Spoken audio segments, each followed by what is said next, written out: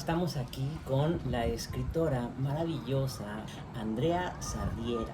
El primer tema que me gustaría que tratáramos, que es el acercamiento a la lectura. Es decir, creo que todo acercamiento a la lectura es mágico, porque los libros son en sí una cuestión que no de manera natural se acerca a uno para sobrevivir, no es un juguete, por ejemplo, con el que de inmediato uno dirá: "Ay, voy a jugar con una pelota". Tiene que haber una introducción al conocimiento de los libros. ¿Cómo fue tu primer acercamiento a este mundo mágico de los libros? Realmente es como con distintas fases, ¿no? Primero, cuando eres pequeño es como un juego. Hay algo que con un objeto tú puedes vivir de una manera distinta, que no es como la vida real, la vida tangible, sino que es como otra dimensión, y es lo que nos diferencia de los animales, que es nuestra capacidad, esta dimensión artística, que es vivir, sentir y emocionarse a partir de algo que nosotros imaginamos, e imaginamos de una manera colectiva, como son las letras, el significado de las palabras, incluso también de los dibujos. Lo primero que me atrapó cuando era muy pequeñita son los dibujos en los libros, y entender que las expresiones de estos dibujos tenían que ver con el significado de las palabras que estaban escritas allí. Y a partir de eso es como la introducción a la lectura en sí. Y te das cuenta de que hay cosas mágicas, hay cosas que son imposibles de entender solamente mirando el dibujo, pero sí puedes entender simplemente leyendo. Y a partir de ahí es como la llave para introducirte en los cuentos y en la lectura. Y después, más adelante, es una cosa que siempre digo, pero Harry Potter cambió mi vida, ¿no? Porque era adolescente, igual que Harry Potter. Yo tendría unos 12 años aproximadamente cuando Harry Potter tenía unos 11 años en el primer libro, y me sentía muy identificada con el protagonista. De algún modo, cuando eres adolescente has hecho un cambio dejando la etapa infantil y tienes como que reconstruir tu personalidad otra vez. ¿Quién eres? ¿Quiénes son tus amigos? Porque ahora no te gusta estar con Pepito o María porque son más infantiles y tú has dado un paso antes de tiempo, o ahora te da vergüenza tener peluches y ositos en la cama, y está bien visto tener pósters de chicos de las revistas, ¿no? Y es como que estás haciendo una transición, vas y vienes durante la adolescencia y te sientes solo. Y como te sientes solo, y el protagonista de Harry Potter también se sentía solo de alguna manera, y estaba empezando como una nueva etapa, que era el mundo mágico, y decía: ¡ay! De algún modo me sentía súper identificada con el protagonista, y gracias a eso, que es esa magia, me atrapó completamente. Además, el libro te ofrece la posibilidad de tener como el superpoder, ¿no? De ser mago, bruja, y te da herramientas de poder tener esa fantasía y vivir en mundos completamente imaginarios y no tan aburridos como los que me ofrecía, porque yo me aburría mucho en el mundo en el que me tocaba vivir, que era estudiar. Veía a mis padres, los veía aburridos, estaban trabajando todo el santo día. Como, qué aburrimiento. Y el fin de semana, comidas familiares, me aburría, me moría de aburrimiento. Lo único que me entretenía eran las películas y los libros. Las películas eran películas realmente muy aburridas en mi época, pero muy aburridas, no era como, no estaba tan trabajado como en la actualidad, la audiovisual. Y entonces con Harry Potter me lo pasaba súper bien, porque trabajaba mi imaginación, y yo tengo muchísima imaginación, y creo que esto me ayudó mucho a realmente disfrutar de la lectura. Y esa fue la parte en cómo me fui introduciendo poco a poco. Entonces, ¿crees que la imagen, el gusto por la imagen precede incluso al conocimiento de la lectura? Pues en tu caso, ¿sientes que veías los libros antes de saberlos descifrar en cuanto a las letras? ¿O fue a la par? Tal vez sí, gracias a las portadas. De hecho, cuando un libro te atrapa gracias a su portada, y muchas veces es gracias a esta imagen, ¿no? Y la imagen creo que sí que precede a la propia historia. Y después, mientras tú estás leyendo, dices, sí, es equiparable a la imagen que tiene la portada o no. Claro, Y claro. sin querer es Sí, así, sí, sí, o sea, a sí, veces sí. la portada y esas imágenes, sobre todo cuando era pequeña, al principio siempre me estaba mirando la portada, la contraportada, buscaba si habían imágenes al principio, si habían mapas o no Claro. habían mapas, y eso me atrapaba mucho. Ahora actualmente ya no. Ahora soy adulta, tengo unos 34 años y lo que precede es la historia en sí y las opiniones de los propios lectores. Si yo veo que hay unas buenas reseñas y una buena opinión a los libros, me lo compro. Si veo que hay ya malas críticas, digo, hay tantos libros por leer que prefiero ir a otro libro Claro. y arriesgarme a leer otra Y historia. la vida es demasiado breve como para desperdiciarle malas historias, ¿no? Sí. Sí, claro. Y ahorita que estabas diciendo eso me puse a pensar que quizá la historia de la lectura en un ser humano resume un poco la historia de la lectura de la humanidad. Es decir, empezamos nosotros a plasmar historias a partir de las pinturas rupestres, por ejemplo, Sí. ¿no? Y ahí está nuestro primer conocimiento gráfico, digamos, ¿no? E incluso las primeras escrituras, o unas de las primeras escrituras, son muy de dibujar la realidad, ¿no? Como los jeroglíficos egipcios y demás, que tienden a ser una especie de versión taquigráfica de la realidad. Sí. ¿No? Y esto de Harry Potter creo que fue como un atractivo para la lectura para mucha gente de nuestra generación o más jóvenes incluso, ¿no? Para entrar en la lectura, y de ahí quizás su mayor mérito, ¿no? como libro. Sí. Yo no he leído más que el primero de los libros, eso está como entre mis pendientes, pero siempre tiene uno tantas lecturas que entre las que debes hacer, tienes que hacer, y que las del trabajo, y que las de la investigación, y luego las de placer. Entonces, Exacto. como que se van acumulando en pilas interminables. Yo no sé cómo nos lo vamos a hacer, pero siempre va en aumento a todos estos libros.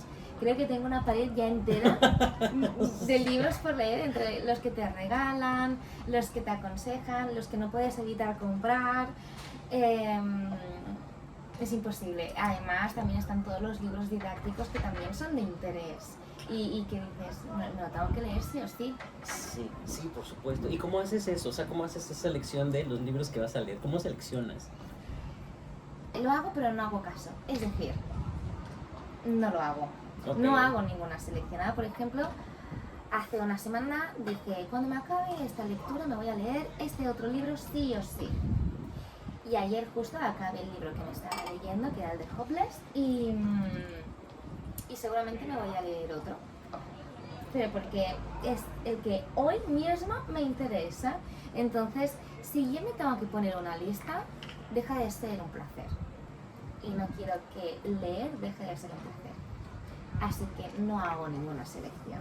Esto es como escoger mi ropa. Puedo pensar, ay, pues me apetece vestirme un poco más primaveral, quiero vestirme con algún color, seguramente me ponga ese vestido de color naranja. Y después, por la mañana digo, pues mira, no me apetece, me voy a poner este top azul, porque me despierto así. Pues con la selección de los libros por leer pasa exactamente lo mismo.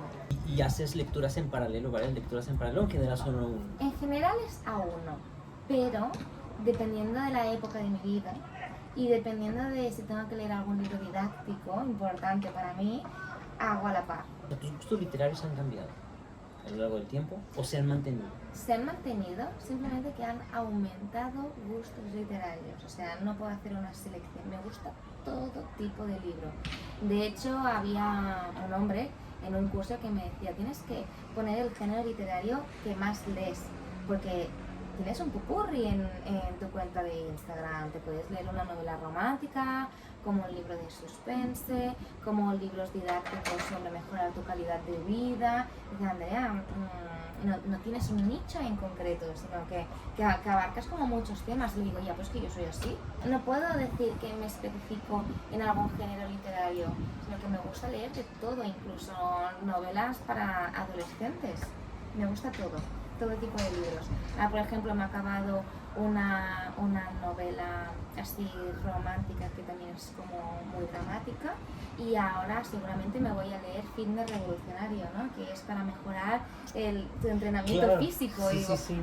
voy saltando de un género a otro pero me gusta. Y pienso que también me da como un espacio para no aburrirme, porque si no comparo una novela con la otra, no quiero compararlas, quiero disfrutarlas. Entonces normalmente lo que voy haciendo es saltar de género literario. Cuando acabe seguramente iré a algún libro que esté un poquito más triste y después pues alguna novela de fantasía para desconectar y después algún libro de autoayuda y voy saltando de género en género. Ok, porque la vida es así, no somos un solo tema, ¿no? Estoy pensando en tu afición, por ejemplo, al Krav Maga. Cuéntame un poco de eso.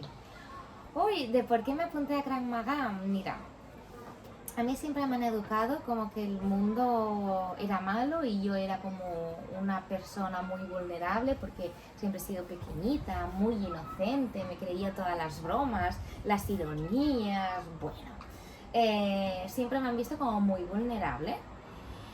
Y cada vez que salía de casa para quedar con las amigas, para salir de fiesta y tal, mis padres me decían, ¡cuidado!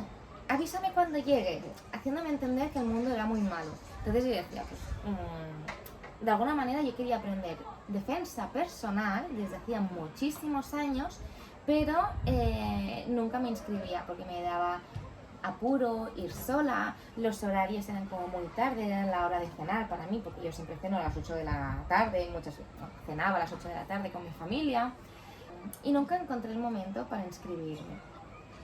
Además que los profesores cuando los buscaba por internet, porque tampoco me daban como mucha confianza, o sea, tiene que haber un feeling y global y tiene que estar más o menos cerca de donde vives para no llegar muy tarde a casa, porque si no es como ponerte en la boca del lobo. Y al final una amiga me dijo, mira, quiero probar defensa personal, lo hacen por las tardes, a un lugar que podemos ir con tren de una manera fácil y podemos intentarlo, vamos a un seminario que hacen el fin de semana, si nos gusta nos apuntamos, si no nos gusta el primer contacto, pues no nos apuntamos. Y dije, de acuerdo.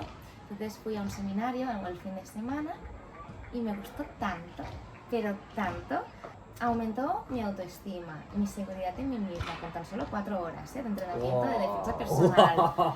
Me gustó el ambiente, era un ambiente, tenía su parte de agresividad, no te lo voy a negar, pero a la vez de alegría. Había mucha diferencia en la edad, ¿no? Había gente de 16 años como de hombres de 60 años entrenando defensa personal, con maneras de pensar políticamente distintas. Tenían trabajos completamente distintos, entonces había una gran variedad intelectual, una gran variedad de edad, una gran variedad de todo, que para mí era una riqueza. Yo solamente tenía mis amistades de siempre, el lugar donde yo estudiaba y donde yo trabajaba, y eso como me abrió las puertas al mundo real, ¿no? Podía estar en contacto con muchísima gente distinta a mí y eso me encantó. Aprendí a ser menos tímida, aprendí a ver la manera de pensar de otras personas y además iba cogiendo seguridad en mí misma en todos los aspectos de la vida, ¿no? A la hora de hablar con gente desconocida, con gente de distinta nacionalidad, de distinta edad, distinta profesión y todo distinto, y a la vez tenía un contacto físico con ellos y podía tumbar al suelo a alguien de 2 metros y muchísimo más fuerte que yo. Entonces decía, ostras, puedo con todos los obstáculos que me depare la vida, y a veces yo me pensaba que era una persona completamente tímida y me he dado cuenta que no, que solamente lo tenía que trabajar. Y ahí no importa si soy una chica que no sea muy musculosa y que además sea bajita y un poco débil, porque realmente teniendo una buena actitud y una buena técnica soy realmente fuerte, ¿no? Y entonces eso es lo que me ayudó el Krav Maga. Y bueno, y con los años pues vas haciendo un grupo de amistad y te vas familiarizando con la gente y es precioso. Y realmente aprendí como una filosofía de vida que es de nunca rendirte y vivir de una manera simple. Y eso me gustó mucho. Ahora no estoy practicando, dejé de practicarlo por mi condición física, pero empecé en el 2013 y acabé de practicar en el 2020. ¡Wow! 20. Sí. 7 años. 7 años. Sí, ya es toda una carrera marcial. Toda una carrera marcial, sí. Realmente yo podría hacer mucho daño a alguien aunque no lo esté practicando desde hace 1 año y medio, pero Porque los reflejos se quedan, el Se conocimiento se quedan queda, como la sabiduría se queda en los completamente. músculos, ¿no? O sea, en el cuerpo, está la mente. la ya memoria está ahí. corporal Sí. y después está tu actitud y esa filosofía que no se desprende de ti. Es como, en el libro lo digo, ¿no? Es como la película y la serie de Cobra Kai. Ajá. Es como una filosofía de vida. Sí. Quien haya sido de Cobra Kai nunca deja de ser de Cobra Kai. Pues lo mismo me pasa con Krav Maga, ¿no? Yo he pertenecido durante muchos años a este arte marcial, que en verdad no es un arte marcial, sino que es una defensa personal. Y yo pienso que nunca dejaré de pertenecer, aunque no lo esté practicando, porque mi actitud, mi manera de defenderme, mi prevención ante el peligro y ese coraje que tengo y esa valentía ante la vida de no rendirme nunca, la tengo súper inculcada. Y es conocer tus actos reflejos y trabajarlas para en el momento en que te pase algo, como te vas a quedar en shock, de tu cuerpo puede responder por ti, porque es un autorreflejo. Exacto. En cambio, tu mente a veces, como en los traumas, se queda completamente bloqueada y a veces piensa que son como entes distintas, ¿no?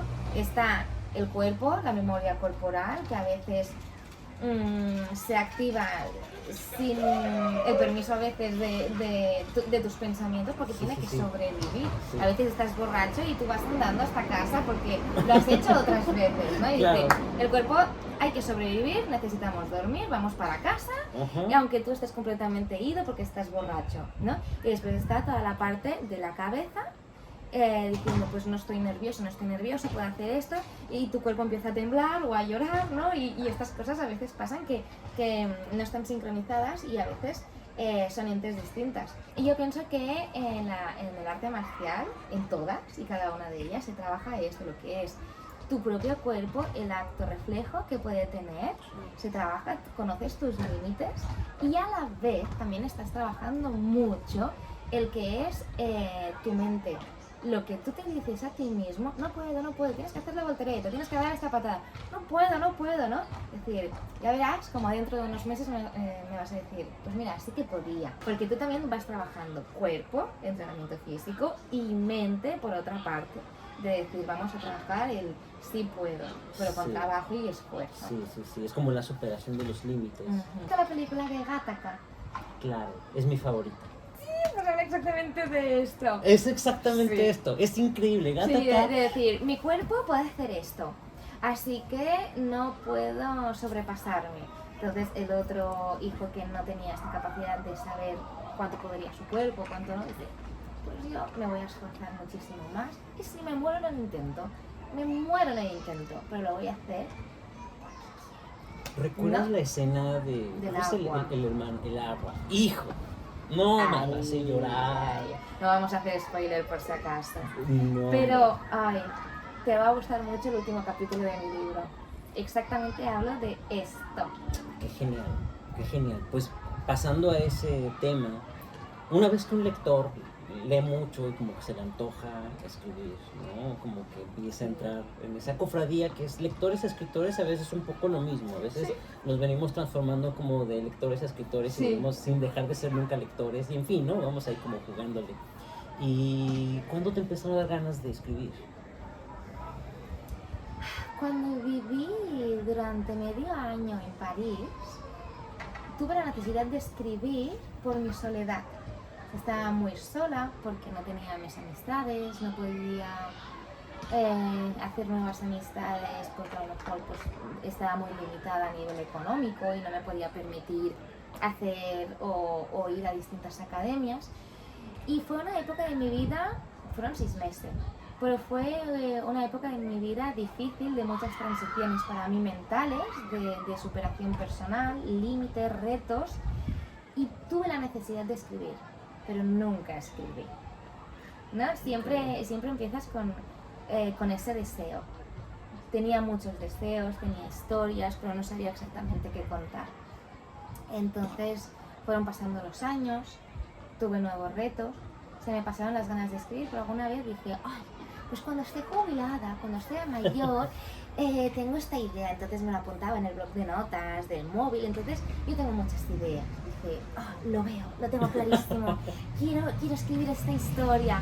Pero claro, de tener una idea a desarrollarla, hay muchísimos pasos.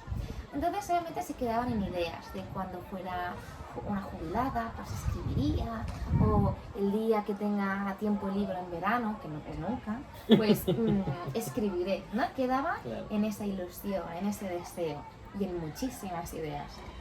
Y todas completamente diferentes como soy yo con mis géneros literarios. Ahí se queda la cosa. O sea, ¿cuándo empecé a escribir y por qué? Cuando acabé todo el proceso cuando superé el cáncer de mama, acabé todo el tratamiento y empecé a superar la depresión, porque yo creo que puedo poner la mano en el fuego de que era principios de depresión, pero que lo trabajé, pedí ayuda con antelación y lo fui trabajando y me ayudaron mucho. Por lo tanto no puedo decir que fue realmente depresión, pero sí que fue el principio. Pensé que debía escribir para entenderme a mí misma, porque había cosas que ni siquiera entendía. Porque a veces me río, porque a veces estoy triste, porque a veces pienso que lo que me ha pasado no es a mí, sino es a otra persona. O sea, que como lo separaba de mi persona, a veces sentía que no me comprendía ni mi familia ni mis amigos, porque yo he sentido algo fuerte y me están hablando como si fuese la misma persona. O tenía la sensación de que mi personalidad había cambiado completamente, entonces no entendía nada. Estaba viviendo en un limbo, quería recuperar mi vida y me daba cuenta de que no encajaba en esa vida que antes tenía, ¿no? Estaba empezando a trabajar y dije, no soy yo, ¿quién soy? Entonces, de una manera terapéutica dije, vale, Andrea, vamos a ir paso a paso. ¿Qué es aquello que tanto te ha traumatizado desde un principio? Empieza a escribir. Ahí empezó el primer capítulo. Esto me ha traumatizado, esto lo voy a escribir. ¿Qué pasó? ¿Cuáles fueron esas palabras exactas que te traumatizaron? ¿Qué es lo que pensaste en este momento? Entonces, hacía como un popurrí de lo que quería hablar, de las palabras que me dijeron, que tanto me marcaron y de mis pensamientos. De hecho, mi libro tiene un popurrí de esto. Mis pensamientos, los diálogos y la narrativa, que es muy simple, porque yo soy simple, pero que estaba allí. Entonces, mi libro se divide mucho en estas tres fases. No es un libro muy narrativo, de hecho, creo que hay tanta narración como diálogo, y que sobre todo ahí escribo mucho lo que yo pensaba, que a veces no era lo que yo decía. Yo pensaba una cosa y decía otra. Y aquí creo que está la gracia de este libro. Y lo empecé a redactar así, vomitando. Todo eso que me traumatizó lo iba escribiendo. Y mientras escribía lloraba y me entendía. Y además escribía cosas que me estaban preguntando las chicas en Instagram. Es decir, yo no quise avergonzarme de pasar por un cáncer de mama. Siempre enseñé y siempre dije que lo estaba pasando, porque tampoco sabía, no me quería esconder. Y tampoco sabía si iba a acabar bien o mal. Imagínate que de golpe acaba mal y tal. No quiero esconder esa parte de mi vida. No quiero dejar de publicar y no quiero dejar de desaparecer en Instagram. Si a mí me gusta mostrarme tal como soy, porque es una manera de aceptarme. Entonces, como yo mostré que estaba pasando por todo este proceso, me hablaban chicas y me preguntaban. Entonces habían como muchas diferencias, ¿no? A mí, yo no hice exactamente el mismo tratamiento como tú lo estás haciendo, y he tenido esta variedad. O a mí no me pusieron un aparato intravenoso y tuve problemas con la circulación de mis venas. Se tuvo que alargar.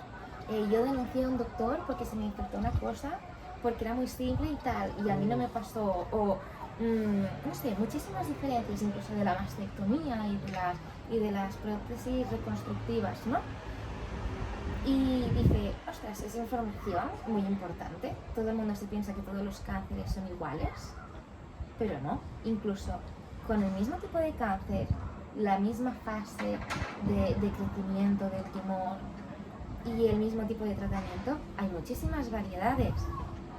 ¿Por qué? ¿A qué se deben? ¿Y si lo hacemos público? Porque a veces nos avergonzamos de esto, pero cuanto más público y más información tenga todo el mundo, mejor se puede hacer una prevención.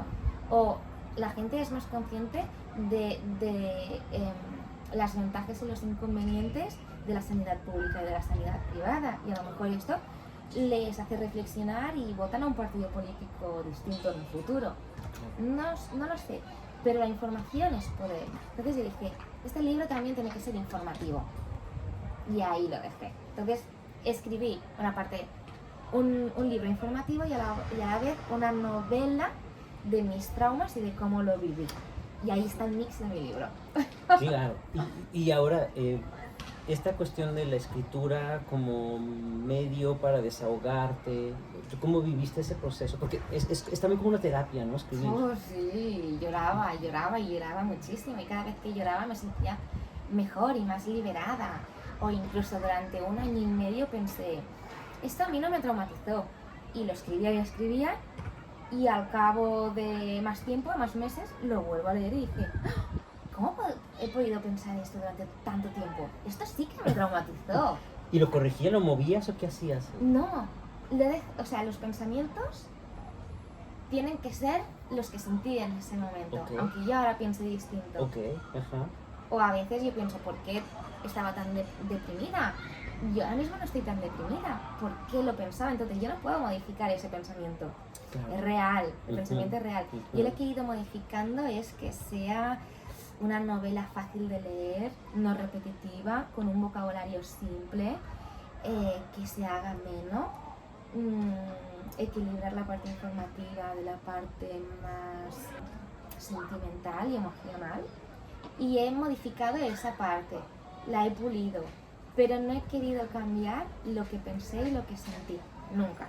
O sea, Gran eso reto. es real, sí, Gran reto, porque ¿no? han sido 2 años. Y porque además va cambiando uno su manera de pensar y retrospectivamente sentir esto mismo, ¿no? O sea, en el recuerdo hay también como un cambio en las emociones y pienso, por ejemplo, que qué ocurre si tú en ese momento lo viviste de un modo, ¿no? Y ahora piensas distinto respecto a esto. Cuando lo escribes, ¿eres fiel a tu yo de aquel entonces? Exacto, sí. O sea, Sí, es totalmente real. De hecho, hay altibajos emocionales y pueden haber incoherencias a la hora de pensar y de sentir desde el principio del libro hasta la mitad y al final.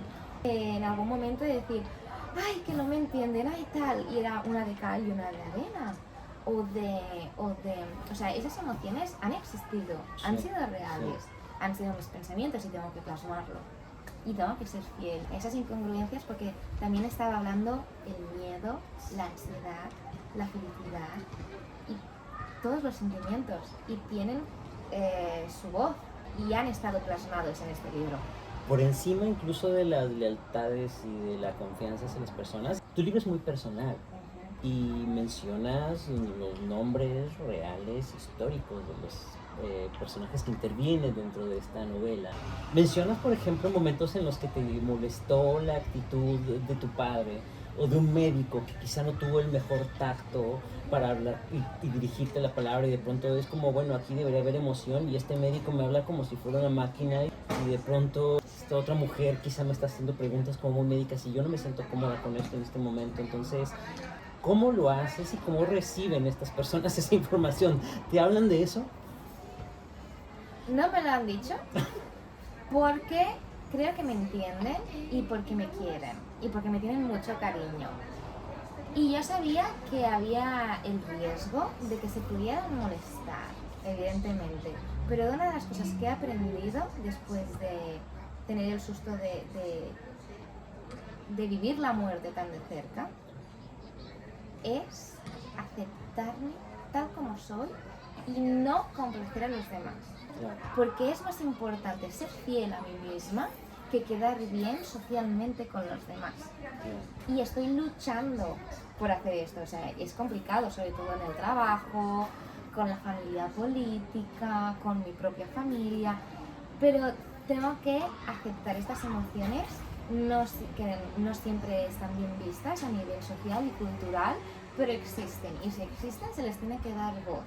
Y si en algún momento algo me molesta, pues debo decirlo. Y si me molesta el comentario de algún médico, aunque sea médico, debo decirlo, con muchísimo respeto, que por eso está la diferencia entre mi pensamiento y lo que decía.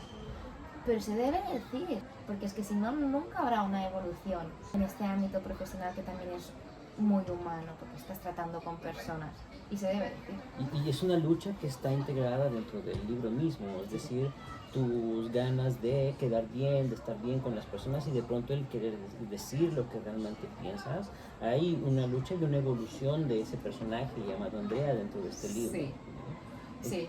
Entonces sí. hay un cambio que se va sintiendo a lo largo del libro de este personaje. Entonces tú lo percibes, lo sientes y como escritora tienes esa sensibilidad para autocriticar ese personaje que viste al principio de tu novela y al final. Sí, sí, o sea, el personaje realmente soy yo y soy una persona muy crítica conmigo misma. Pero a la vez me acepto y antes, en algún momento, incluso cuando he estado escribiendo y redactando el libro, decía, ay, ¿cómo podía pensar de este modo? O ¿cómo podía ser tan... al principio del libro, ¿no? Pensaba, estoy enamorada de mi pareja, pero yo no quiero renunciar o yo no quiero trabajar de dependienta en una tienda o tal, porque era a lo que yo podía trabajar sin saber el idioma, en ese caso que era el francés. Decía, yo no quiero estar limitada solamente por estar enamorada, así que te dejo y tal. Y después lo pienso, y ahora que estoy más enamorada de mi pareja, dije, hubiese sido el peor error de mi vida, ¿cómo es que pensaba esto, ¿no? Pero en ese momento mis valores eran muy distintos, pero también porque no conocía cómo era esa persona en los peores momentos de mi vida. Y él también me ha ido enamorando, nos hemos ido conociendo más a lo largo de la vida, ¿no? Y eso me ha enamorado mucho de Ramón, de saber que ha estado ahí en las buenas y en las malas. Sí, por supuesto. Yo leí el libro, empecé por esta parte de que están en París y que a raíz también de que tú te palpas y dices, aquí yo tengo un bulto y quiero ir a revisarme, y eso es como el punto desencadenante que te hace regresar a realizar una revisión y después toda una reflexión en torno a si quieres seguir allá o si tienes que volver acá, dónde están tus seres queridos, dónde están quienes te pueden apoyar y demás, y esa sensación de soledad que tienes allá pues se ve mitigada por todo ese círculo de apoyo que tienes acá, ¿no? Exacto, es que de hecho es una difícil decisión exactamente por esto, Es decir, claro, una persona es en función de muchos factores y muchos valores, es en relación a la familia que uno ha construido, que puede ser la familia amorosa, de afecto, está la familia política y está la familia de las amistades que vas haciendo a lo largo de tu vida. Y después también eres, sobre todo, el 50% en función de lo que haces y de cómo te ganas la vida. Entonces, si tú estás trabajando de algo que no te gusta, de algún modo influye en tu estado de ánimo y influye en tu calidad de vida. Entonces, si tú vas por amor a otro país y tú estás trabajando de algo que no te gusta, tú vas a estar emocionalmente enfadado con esa persona porque está condicionando tu vida, el 50% de tu tiempo. Y eso influye también, pues, que puedas discutir más, que no disfrutes de los pequeños placeres de la vida, entonces no tiene sentido. Por eso yo también lo pasé mal cuando viví en el exterior. Entonces todo tiene que ser muy equilibrado. Y cuando tú te vas, por ejemplo, sí que Ramón ahora en la actualidad me dijo, oye, nos vamos a México 1 año o 7 años a vivir y tal, porque claro, si voy a ir, a lo mejor puedo ganar bastante dinero si trabajo de eso y luego estoy pensando, ¿y yo qué hago? ¿Sabes? Depende de lo que yo haga. Y si yo puedo crear un proyecto, si yo tengo algún objetivo importante, pues sí, pero si tengo que trabajar de cualquier cosa o no trabajar, por supuesto, eso me condiciona, aunque él pueda ganar dinero, porque además, ¿qué hago con mi tiempo libre? ¿Lo tengo a él? ¿Y qué más? Claro. Tengo que hacer nuevas amistades. ¿Significa entonces que tengo que forzarme en hacer amistades que a lo mejor no me caen del todo bien? No sé, es que todo es un tumor. Entonces yo creo que a mí me cuesta mucho vivir en el extranjero, por esta filosofía que yo tengo de vida. A lo mejor soy muy cerrada, ¿eh? Es posible que sea muy cerrada, pero valoro mucho esto, que tengo que dar una oportunidad, a lo mejor sí. A lo mejor debería irme 2 meses, 3 meses, mirar si puedo asentarme, realmente mirar si es muy fácil hacer amistades o no. Pero claro, no es lo mismo ir al extranjero con dinero que sin dinero como fui yo. Porque desgraciadamente eso condiciona muchísimo. Si vas sin un duro, te cuesta mucho relacionarte con los demás. No puedes apuntarte a un gimnasio con los que conocerías a gente, no puedes apuntarte, no lo invento, a clases de cocina donde podrías relacionarte con gente. Entonces estás muy limitado y estás muy encerrado en tu casa para no gastar. Claro, sí, por supuesto.